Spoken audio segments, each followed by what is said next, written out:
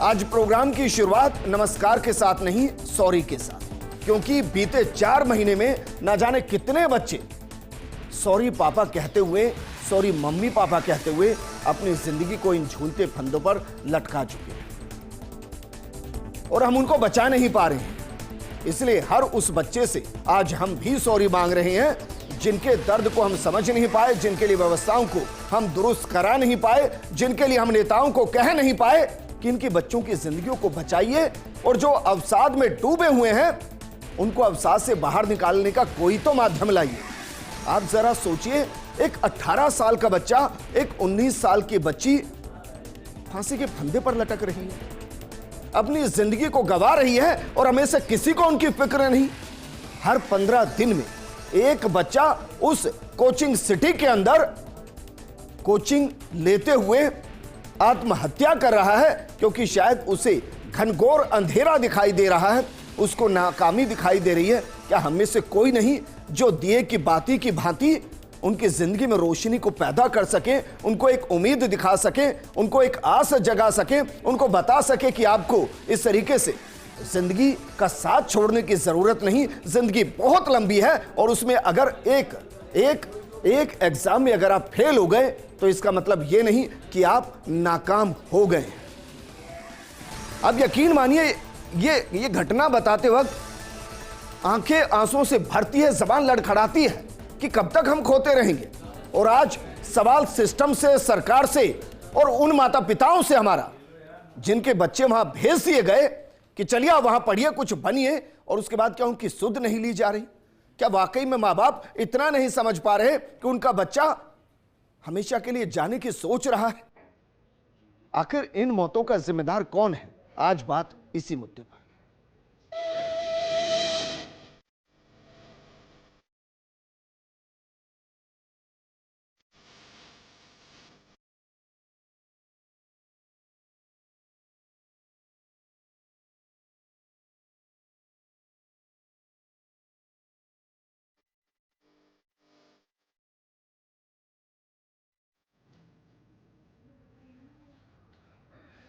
अगर सरकार और सिस्टम आंकड़ों की भाषा को समझते हैं तो आंकड़ों की भाषा के जरिए ही आज हम उनको समझाते हैं कि जरा देखिए, महज 4 महीने बीते हैं राजस्थान में, अभी महज 4 महीने, 5वें महीने में अभी तक प्रवेश नहीं किया है, लेकिन कितने बच्चे इस दुनिया को छोड़कर परलोक में प्रवेश कर चुके हैं, इसको हम आंकड़ों के जरिए ही समझाते हैं। क्या पता आंकड़ों की भाषा ही समझ जाए, क्योंकि जो बोल नहीं पा रहे उसको कोई नहीं समझ रहा और वो अंत में अपनी जिंदगी को गंवा रहे हैं। जरा देखिए किस तरीके से इस साल की शुरुआत के साथ बच्चे जिंदगी गंवाते चले गए। 23 जनवरी 2024 महज 19 साल का छात्र मोहम्मद जैद यूपी के मुरादाबाद का था। कोटा के जवाहर नगर राजीव गांधी नगर के अंदर वो रह रहा था, लेकिन उसने अपनी जिंदगी खत्म कर ली। नीट की तैयारी वो कर रहा था और अपनी जिंदगी को कंप्लीट नहीं कर पाया, फांसी लगा ली। 29 जनवरी 2024 छात्रा निहारिका सिंह वो भी अपनी जिंदगी को इसी तरीके से गंवा बैठती है। एमपी की रहने वाली बोरखेड़ा में रहती, नीट की तैयारी कर रही, जब सफलता नहीं मिली तो उसने फांसी लगाई। 1 फरवरी 2024 छात्रा नूर मोहम्मद, और छात्र नूर मोहम्मद ने किस तरीके से जिंदगी गंवाई। यूपी के गोंडा जिले का रहने वाला, विज्ञान नगर इलाके में रहता है और सुसाइड कर। ये एक घटना बता रही है कि हम उनको बचा नहीं पा रहे।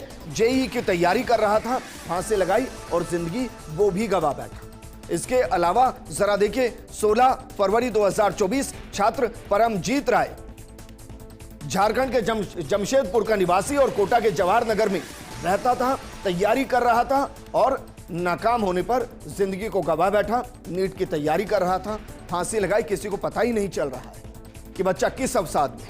21 फरवरी 2024 रचित सोंधिया कोटा के जवाहर नगर में रहता था, यूपी के राजगढ़ का रहने वाला, और नीट की तैयारी और पहाड़ से कूदकर जिंदगी गंवा बैठा। 18 फरवरी 2024 छात्र शिवम राघव यूपी के अलीगढ़ का रहने वाला और कोटा के कुन्हाड़ी इलाके में रहकर तैयारी कर रहा था।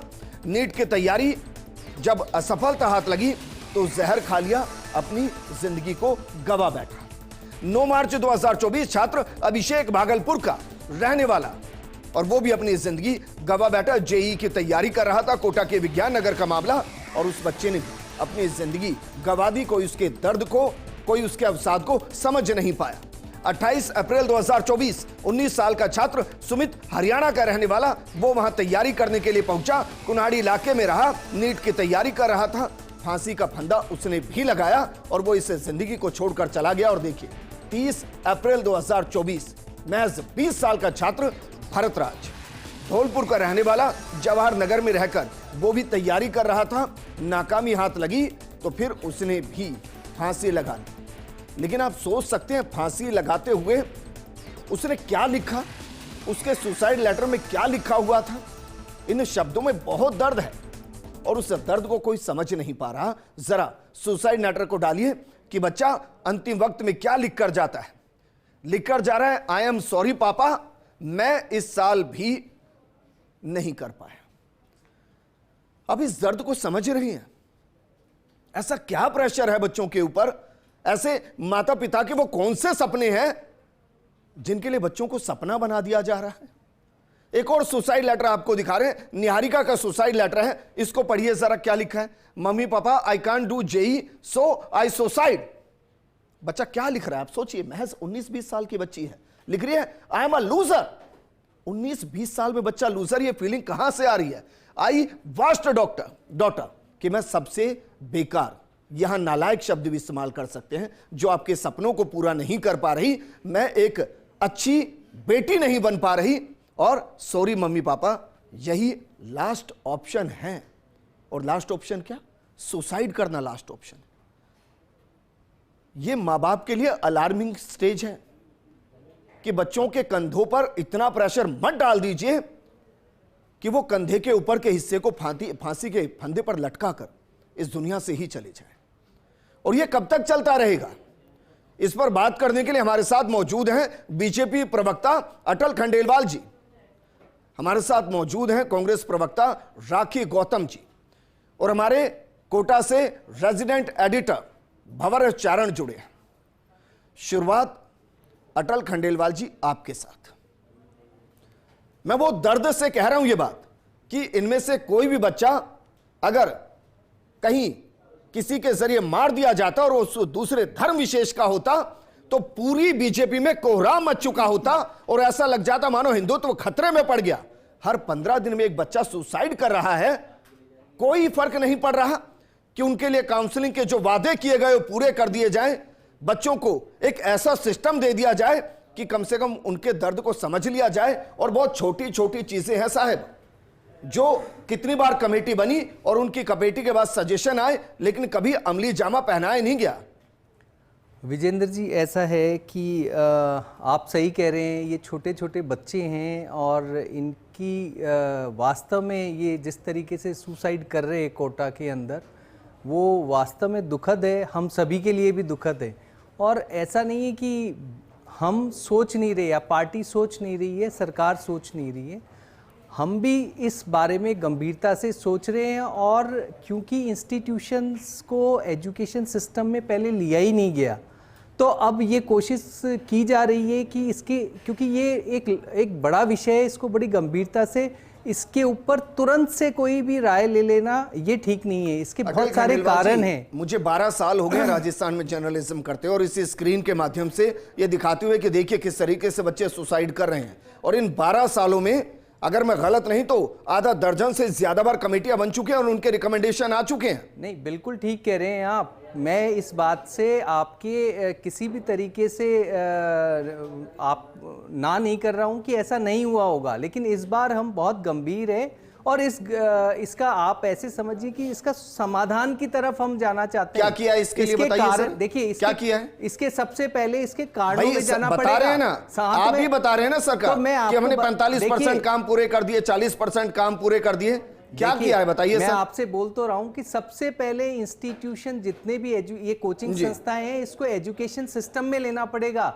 अभी ये किसी भी सिस्टम में ही नहीं है आज की। चलिए सर रोकते हैं, क्योंकि चलिए सियासत से इतर बात उन संवेदनाओं की हम कर रहे हैं जो संवेदनाएं किसी में दिखाई दे नहीं रही और इसलिए बच्चे संसार छोड़कर ही जा रहे हैं। कांग्रेस से राखी गौतम हमारे साथ जुड़ी हैं। राखी जी, मैं यकीन से कह सकता हूं कि इस दर्द को आप बखूबी समझ पा रही होंगी कि बच्चे किस तरीके से जा रहे हैं। क्या इस दर्द को कांग्रेस नहीं समझ पा रही और वो चुनाव में व्यस्त है?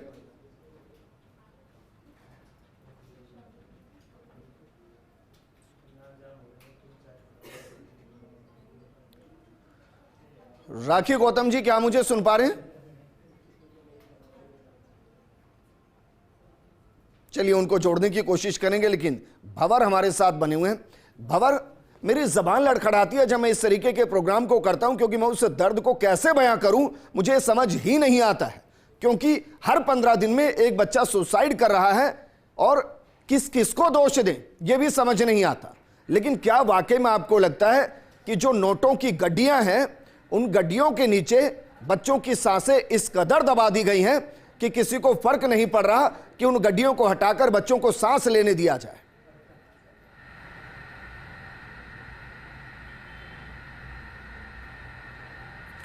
हाँ बिल्कुल विजेंद्र, देखिए जो कटघरे में खड़े किए जाने वाले किरदार हैं वो जाहिर तौर पर कोचिंग सेंटर, कोचिंग हॉस्टल, अभिभावकों की बेलगाम अपेक्षाएं अपने बच्चों से, स्टूडेंट से खासकर, और इसके अलावा सिस्टम और सरकार, यही वो सब किरदार हैं जिनकी गफलत का शिकार ये स्टूडेंट्स हो रहे हैं। कोटा में पिछले 3 दिनों में विजेंद्र 2 सुसाइड हुए हैं और पिछले साल का अगर आंकड़ा मैं आपको बताने की कोशिश करूं तो 2023 में 29 सुसाइड हुए थे और 2024 का चौथा महीना अभी पूरा नहीं हुआ है और सुसाइड्स का आंकड़ा इस बार 9 तक पहुंच चुका है। तो आंकड़े जाहिर तौर पर डराने वाले हैं, परेशान करने वाले हैं। आमतौर पर कोटा में अगर 2, 3, 5 साल का मैं आपको ट्रेंड बताने की कोशिश करूं विजेंद्र, तो केवल कोचिंग स्टूडेंट के सुसाइड के बाद जो पुलिस प्रशासन की तरफ से या सिस्टम की तरफ से जो एक्शन होता था वो होता था मर्ग दर्ज करने का। अब थोड़ी सी तब्दीली उसमें आती नज़र आ रही है। 3 दिनों में जो 2 सुसाइड हुए हैं, एक पीजी में हुआ है और एक हॉस्टल में हुआ है। थोड़ी देर पहले ही एसपी ने अपनी रिपोर्ट कलेक्टर को दी है और कलेक्टर ने उस पीजी और हॉस्टल को सीज करने के आदेश जारी कर दिए हैं। जो कोचिंग गाइडलाइन है उसकी पालना एक बहुत बड़ा सवाल है विजेंद्र, लेकिन जितनी भी गाइडलाइन कोटा कोचिंग के लिए आज तक बनी है, चाहे वो लोकल गाइडलाइन हो, लेकिन ये बताइए पीजी को सीज करने से क्या होगा भाई? क्या पीजी के खाने का प्रेशर है, पीजी के लाइट का प्रेशर है, पीजी के कमरे का इशू है, क्या इशू है?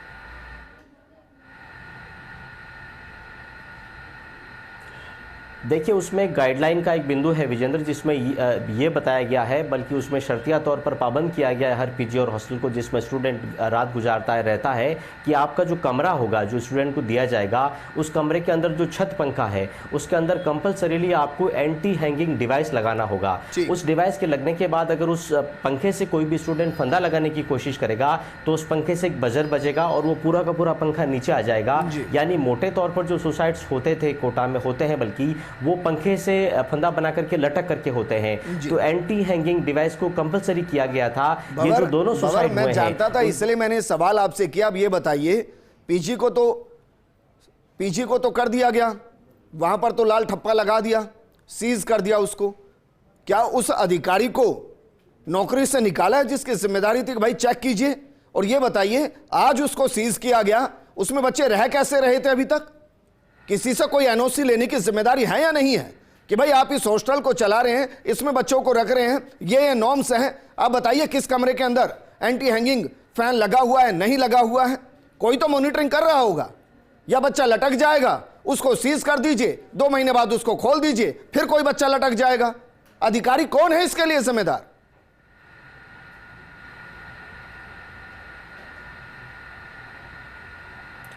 देखिए विजेंद्र, ये बहुत गंभीर और बहुत महत्वपूर्ण सवाल आपने खड़ा किया है। होना तो ये चाहिए कि कोटा में जहां 2 लाख की तादाद होती है मेहमान स्टूडेंट्स की, वहां पर पर्टिकुलर एक डेडिकेटेड अधिकारी, सक्षम अधिकारी, जिम्मेवार अधिकारी इस पूरे कोचिंग गाइडलाइन की पालना के लिए डेप्यूट किया जाना चाहिए जो कम से कम RAS स्तर का हो। लेकिन ऐसा कोई सक्षम अधिकारी यहाँ पर नज़र नहीं आता है। एक और उदाहरण मैं आपको देने की कोशिश करूँ। बीते दिनों कोटा के कुन्हाड़ी इलाके में कोचिंग हॉस्टल में अचानक से आग लग गई थी और वहाँ बहुत से जो कोचिंग स्टूडेंट्स थे उनकी जान खतरे में थी, लेकिन जैसे तैसे बगल की बिल्डिंग में जाकर के कुछ लड़कों ने खिड़की से कूद करके अपनी जान बचाई। तो इसके बाद जब फायर एनओसीज का रिव्यू किया गया तो पता चला कि बड़ी तादाद में, क्योंकि देखिए कोटा में करीब करीब 4000 तो हॉस्टल्स हैं और 40,000 के आसपास यहाँ पर पेइंग गेस्ट हाउस संचालित होते हैं, अधिकतर के पास फायर एनओसी ही नहीं थी। तो रातों रात निगम जागा, फायर एनओसी के लिए जो है दौड़भाग की गई, रिव्यू किए गए, वहाँ पर दौरे किए गए, निरीक्षण किए गए। तो देखिए जब प्यास लगेगी तब कुआं खोदना शुरू करेंगे तो वो एक फेल्ड मैकेनिज्म साबित होता है। और कोटा में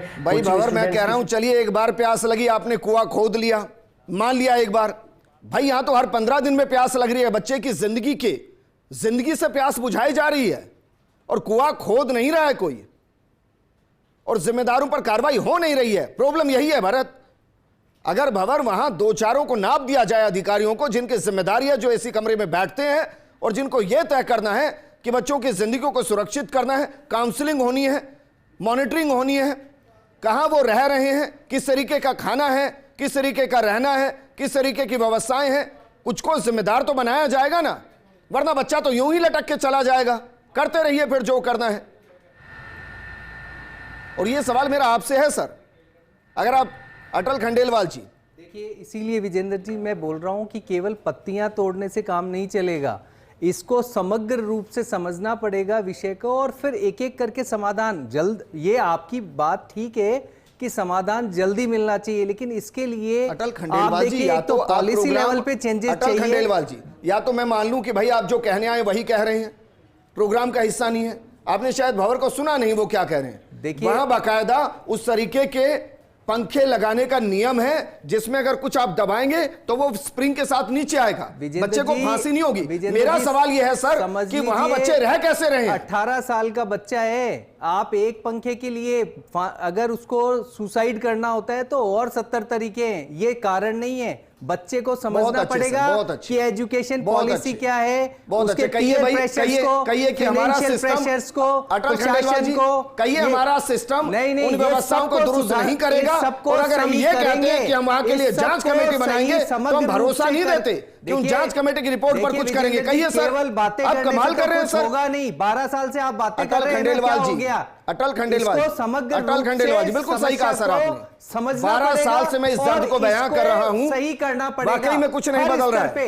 और उन 12 साल में मैं आपको बताऊं, पहले भी 5 साल आपकी सरकार रह के गई है, फिर आपकी सरकार है। इस सरकार के स्तर पे भी इसको अटल खंडेलवाल जी, मैं ये कह रहा हूं, क्या ये नहीं हो सकता? अटल खंडेलवाल जी, क्या ये नहीं हो सकता? क्या ये नहीं हो सकता कि भाई अगले 24 घंटे में वहां व्यापक एक जांच अभियान चलाया जाए कि चेक किया जाए किस हॉस्टल के अंदर नियमों को पालना की जा रही है, नहीं की जा रही, और जिनको नहीं की जा रही उनको आप पहले सीज कीजिए ना, बच्चा लटकने के बाद सीज करते हैं। विजेंद्र जी, आप फिर वही, मैं हर बार आपसे बार निवेदन कर रहा हूं कि चीजों को समझिए। 24 घंटे में ये हॉस्टल को आप मॉनिटरिंग कर सकते हैं, लेकिन बहुत सारी समस्याएं आप देखिए, जो भी बच्चा कोटा में है वो नीट और जेईई इसी की तैयारी कर रहा होता है, और भी तो बहुत सारे विषय हैं जिससे वो अपनी जिंदगी चला सकता है। उन्होंने कहा कि भाई 12 साल से आप इसी तरीके से प्रोग्राम कर रहे हो, आपने क्या बदल दिया है? सवाल उन्होंने बिल्कुल जायज किया है, क्योंकि हम तो सवाल उठाने वाले हैं, बदलने वाले तो सरकार और सिस्टम है। और यही तो हम कह रहे हैं कि 12 साल हो गए हमें आवाज उठाते हुए, बहुत कुछ बदलता हुआ दिखाई नहीं दिया। और क्या भंवर आपको लगता है, अगर मैं डिमांड कर रहा हूं कि भाई अगले 24-48 घंटे में एक व्यापक अभियान चलाकर हर हॉस्टल को चेक किया जाए कि वहां नियमों की पालना की जा रही है, नहीं की जा रही, तो क्या मैं गलत डिमांड कर रहा हूं? सिस्टम इतना भी नहीं कर सकता भंवर?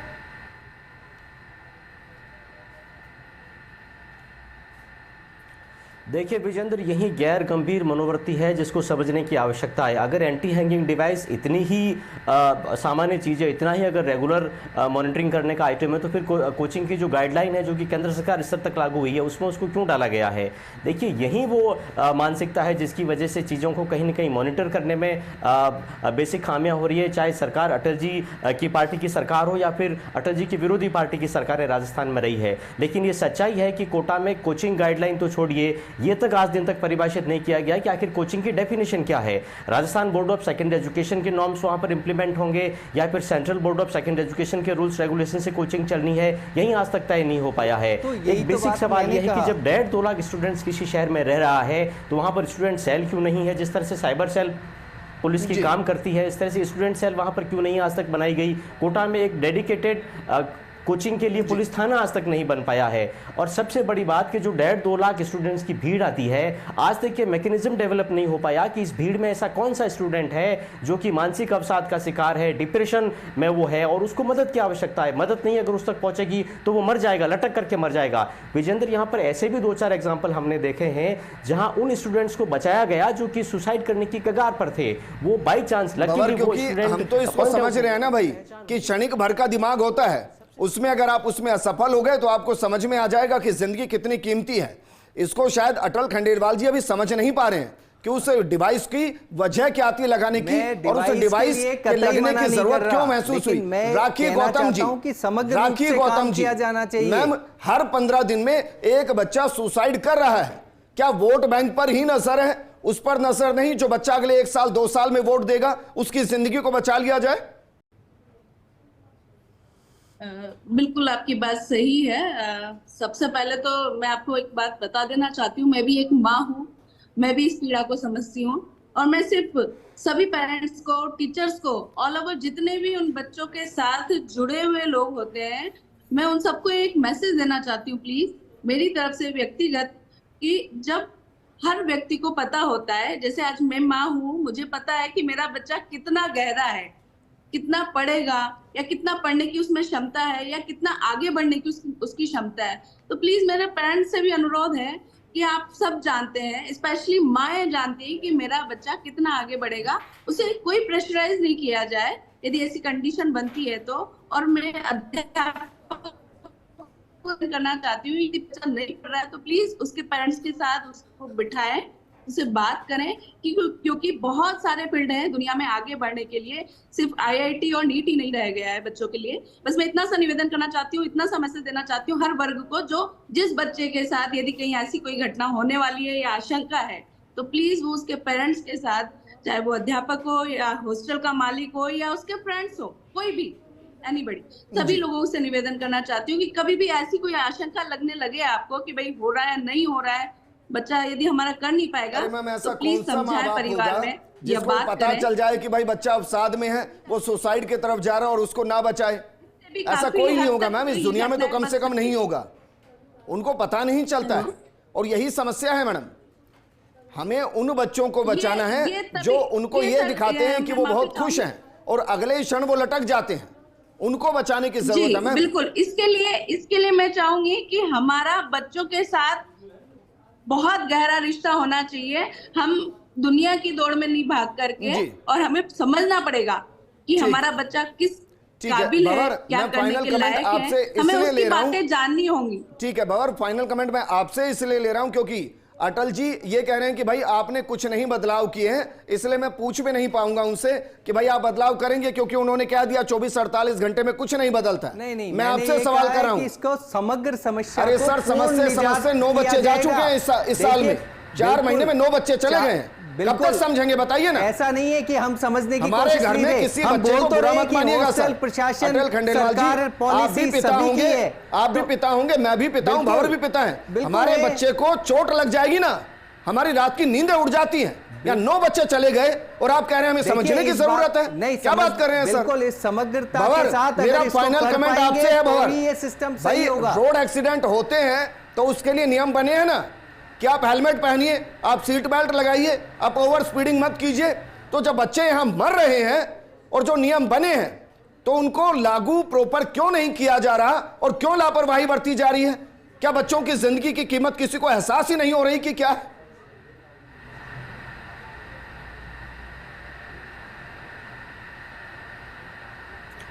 देखिए विजेंद्र, पढ़ाई का तनाव और दबाव ये सबसे बड़ा कारण है कोटा में कोचिंग स्टूडेंट्स की सुसाइड्स का, लेकिन इसके अलावा दूसरे कुछ व्यक्तिगत, पारिवारिक, सामाजिक और मनोवैज्ञानिक कारण भी होते हैं। एक मैकेनिज्म डेवलप करना होगा जिससे वो छात्र जो कि डिप्रेशन की तरफ जा रहा है, तनाव की तरफ जा रहा है, जिसको मदद की आवश्यकता है, उसकी पहचान हो सके और किस तरह से उसको उस तक मदद पहुँचे, उसका कोई मैकेनिज्म डेवलप हो पाए। और साथ में मैं ये भी कहना चाहता हूँ कि जहाँ छात्रों को काउंसलिंग की आवश्यकता है वहीं पेरेंट्स को भी काउंसलिंग की आवश्यकता है। उनको भी ये समझना होगा कि छात्र आखिर छात्र है, वो एक ऐसा फूल है जिसे खिलना है। लेकिन दो चीजें हैं, पहला तो ये कि उस तरीके के पंखे लगाए जाएं, ये तो विकल्प बहुत पहले से है। वो अभी तक लागू क्यों नहीं हुआ, मेरा पहला सवाल है। दूसरा बात तो यहां तक आई थी कि कमरों के अंदर अगर वॉशरूम है तो वॉशरूम को छोड़ दिया जाए, बाकी चीजों को सीसीटीवी सर्विलांस पर लिया जाए और ये वहां के हॉस्टल की तरफ से किया जाएगा, जो मॉनिटर करे कि बच्चा कुछ ऐसा तो नहीं कर रहा है जिसकी वजह से उसकी जान चली जाए। ये व्यवस्था तो होनी चाहिए।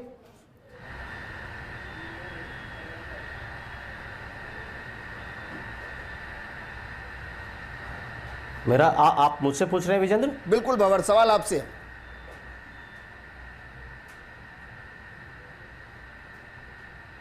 देखिए, हाल में कोशिश प्रशासन की तरफ से की गई है, गेटकीपर ट्रेनिंग को अब कंपलसरी किया गया है ताकि वो बच्चा जो कि डिप्रेशन में है उसके बॉडी लैंग्वेज के आधार पे, उसके हाव भाव के आधार पे कहीं कहीं उसको पॉइंट आउट किया जा सके। और अब ये भी कंपलसरी किया गया है कि जो भी कोचिंग हॉस्टल है उसके अंदर चाहे रिसेप्शन का स्टाफ हो या फिर केयर टेकर का स्टाफ हो, वार्डन का स्टाफ हो, उसको कंपलसरीली गेटकीपर ट्रेनिंग करने के बाद ही वहाँ पर लगाया जा सकेगा, उसको नौकरी पर रखा जा सकेगा और इसका रिव्यू किया जाएगा। लेकिन बेसिक सवाल जो मैं बार बार उठा रहा हूँ विजेंद्र, वो यही है कि कोटा में गाइडलाइन बनती है, नियम बनते हैं, कायदे बनते हैं, लेकिन उनका इम्प्लीमेंटेशन नहीं होता है। ठीक है अटल जी, मुझे प्रोग्राम क्लोज करना है। आपने कहा कि भाई समझने में वक्त लगता है, पूरे 5 साल लग जाएंगे या 5 महीने, 5 दिन या 50 दिन में कुछ हो सकता है? मैं आपको अश्योर करता हूं विजेंद्र जी कि ये विद इन 2 मंथ्स के अंदर जो प्रशासनिक गतिविधियां सरकार की तरफ से होना है वो होगी। और उसमें हम तो ये भी कह रहे हैं कि भी हर एक कोचिंग इंस्टीट्यूट जो इसकी संख्या 50 बच्चों से ज्यादा है उसको साइकोलॉजिस्ट एक व्यापक अभियान चलाइए ना, इसमें समस्या है क्या? क्या हम ये चेक नहीं कर सकते कि हर हॉस्टल को रैंडमली चेक कर सकते हैं? इनफैक्ट क्यों नहीं करना चाहते? इनफैक्ट हॉस्टल की भी गाइडलाइन की इतने बाई इतने का वेंटिलेशन प्रॉपर होना चाहिए, नहीं बना दी जा रही? हो सकता है ये सब 10-15 अधिकारियों की बनाई है तत्काल प्रभाव से, जो हर हॉस्टल में जाकर चेक करे कि नियम लागू है या नहीं। ये नहीं हो सकता? बिल्कुल हो सकता है और इसके लिए तत्पर भी हैं। तो मैं आपसे अश्योर कर भी रहा हूं, 2 महीने लगेंगे सर। ऐसे समझिए कि भाई हर 15 दिन में एक बच्चा जा रहा है, आप कह रहे हैं कि 4 बच्चे की सुसाइड और होने दीजिए तब हम करेंगे। ऐसा नहीं है, 4 बच्चों का या हर 15 दिन का इंटरवल, इस तरह से हम इस तरह से कैलकुलेशन करके आगे नहीं बढ़ सकते। जो तुरंत उपाय है वो तो तुरंत करने, 24 घंटे में। ये कह तो रहे हैं अभी कि भाई तुरंत लागू कर दिया गया, मॉनिटरिंग कर रहे हैं, गेट कीपर की ट्रेनिंग कर रहे हैं, साइकोलॉजिस्ट लगा दिए गए हैं। अरे सर ये सब हो रहा होता ना तो बच्चा बच गया होता, क्योंकि पंखे से लटकता पंखा नीचे आ चुका होता, बच्चा बच चुका होता। विजेंद्र नहीं हो रहा है सर। यदि शुक्रिया हमारे साथ जुड़ने के लिए। राखी गौतम जी आपका भी शुक्रिया, भंवर चरण आपका भी शुक्रिया। कुछ चंद लाइनें हैं तो बच्चा क्या सोच रहा होगा जो सुसाइड करता है? मुझे लगता है वो शायद इस अवसाद में कि सोचा ना था अकेला तन्हा रह जाऊंगा, हरे भरे जंगल में सूखा पत्ता बन जाऊंगा, ना कोई मुझे ढूंढेगा ना याद करेगा, गुमनामी के भंवर में फंसता चला जाऊंगा। सोचा ना था अकेला तन्हा रह जाऊंगा। हमें उस बच्चे के लिए रोशनी बनना है जो खुद को अंधेरे में महसूस कर रहा है। और मेरी सरकार से हाथ जोड़कर अपील कि जिन निर्देशों की पालना के लिए कहा गया है उसको अगले तत्काल प्रभाव से, चाहे वो 24 घंटे 48 घंटे, आप औचक निरीक्षण कराइए। हर एक बच्चे की जिंदगी को बचाना बेहद जरूरी है। कोई और बच्चा फिर ना लिख दे। सॉरी बात। नमस्कार।